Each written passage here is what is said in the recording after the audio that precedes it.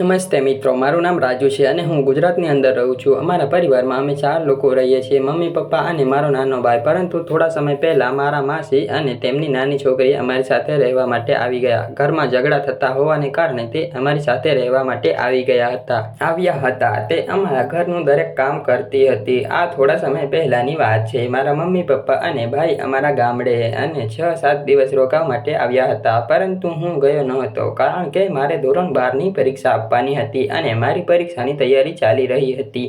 હવે ઘરમાં હું, મારા માસી અને તેની છોકરી હતા. માસી બહાર લોબીમાં સૂતા હતા. મારા માસી શરીરમાં થોડાક મોટા હતા, પણ તે દેખાવમાં ખૂબ જ સુંદર હતા અને મારી નજર હંમેશા તેના ઉપર જ રહેતી. તે પંજાબી ડ્રેસ પહેરતા હતા. ઘણી વખત હું તેના વિચાર કરીને શાંત થઈ જાઉં છું અને મનમાં જ હું વિચાર કર્યા કરું છું કે મને મોકો ક્યારે મળે અને ક્યારે મારી કિસ્મત ખુલશે.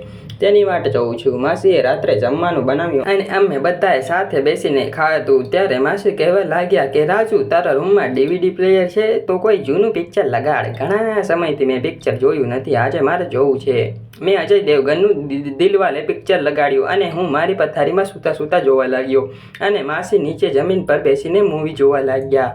માસીની છોકરી શીલુને આવી જૂની પિક્ચર પસંદ નહોતી, એટલે તે લોબીમાં જઈને સૂઈ ગઈ. હવે માસીને એકલા જોઈને મને મનમાં તો બહુ જ ખંજવાળ આવી રહી હતી કે હું એની સાથે એવી વાત કરું, પણ મારી હિંમત થતી ન હતી. એટલા માટે હું ચૂપચાપ જ જોવા લાગ્યો.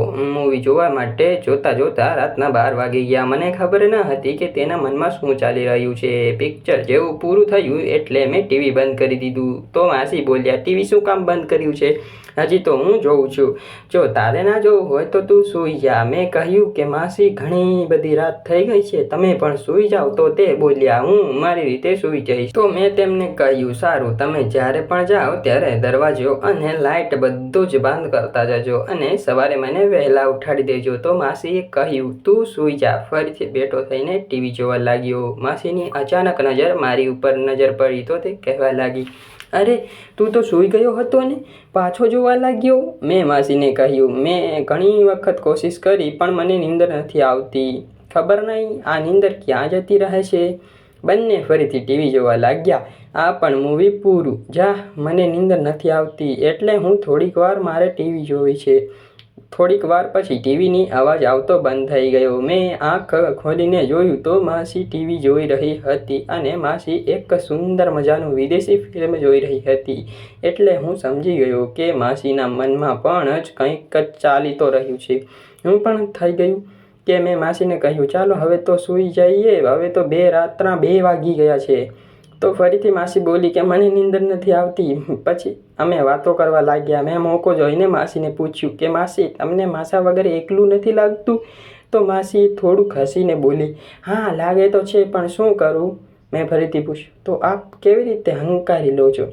આ મારી વાત સાંભળીને તે એકદમ ચૂપ થઈ ગઈ. તેને કાંઈ ન કહ્યું. તો મેં ફરીવાર પૂછ્યું, માણસને એ તો જોવે જ છે ને? ત્યારે માસી બોલી, અરે તું કેવી વાત કરે છે? મેં કહ્યું, માસી સાચી તો વાત કરું છું. તો તે મને કહેવા લાગ્યા, તને કોણે કીધું એની વગર નહીં ચાલે? મેં કહ્યું, મારા મિત્ર પાસેથી આ વાત સાંભળેલી છે. તો શું તે વાત ખોટી છે? તો તે મને કહેવા લાગી કે ના, વાત સાચી છે. મેં તેને ફરીવાર પૂછ્યું, તો તમે તમારું કામ કઈ રીતે બગાડો છો? તો તે કાંઈ ના બોલી અને અમે પણ આગળ ન પૂછ્યું. થોડી વાર પછી હું કહેવા લાગ્યો કે માસી, મારી પાસે પહેલી પણ સીડી પડી છે, જો તમને રસ હોય તો તે મૂવી લગાડું. માસી મારી સામે જોઈને હસ્યા અને હામાં માથું હલાવ્યું અને બોલ્યા, આમ પણ નીંદર નથી આવતી તો ચાલને મૂવી જોઈએ. મેં મારા ઓંશિકાને નીચેથી સીડી કાઢી અને મૂવી ચાલુ કરી. માસી અને હું એક જ નજરે મૂવી જોવા લાગ્યા. જ્યારે મૂવી પૂરી થઈ ત્યારે અમને બંને ખૂબ જ મજા આવી ગઈ હતી. પછી મેં તેની સાથે વાત કરવાનું શરૂ કર્યું અને અંતમાં મેં તેને આનંદ કરવા માટે મનાવી લીધા અને કહેવા લાગી કે હું પણ ઘણા દિવસથી તારી જ ઉપર નજર રાખી રહી હતી, પણ શરમને કારણે હું બોલી શકતી ન હતી. મેં કહ્યું, માસી, તમે એકવાર મને કહ્યું તો હોત, હું તમને બધું જ આપી શકતો હતો. અને પછી માસીના સુકાઈ ગયેલા ખેતરમાં કાળા વાદળ હમણાં આવ્યા અને અનરાધાર વરસાદ થવા લાગ્યો. વીજળીના કડાકા અને બડાકા સાથે 3 થી 4 વાર વરસાદના વાદા આવ્યા અને 8 વાગ્યા સુધી અમારી આંખ ઉઘડી. હું ફટાફટ ફ્રેશ થઈને સ્કૂલે જવા માટે નીકળી ગયો. હવે માસીની જવાબદારી મારી ઉપર આવી ગઈ હતી અને અમે બંને લાંબા સમય સુધી મિત્રો રહ્યા. મિત્રો, વિડીયોને લાઈક જરૂરથી કરી દેજો. આ વાર્તા ફક્ત મનોરંજન માટે બનાવવામાં આવી છે. ધન્યવાદ. કાલે ફરી એક નવા વિડીયો સાથે. લાઈક, શેર, સબસ્ક્રાઈબ જરૂરથી કરી દેજો.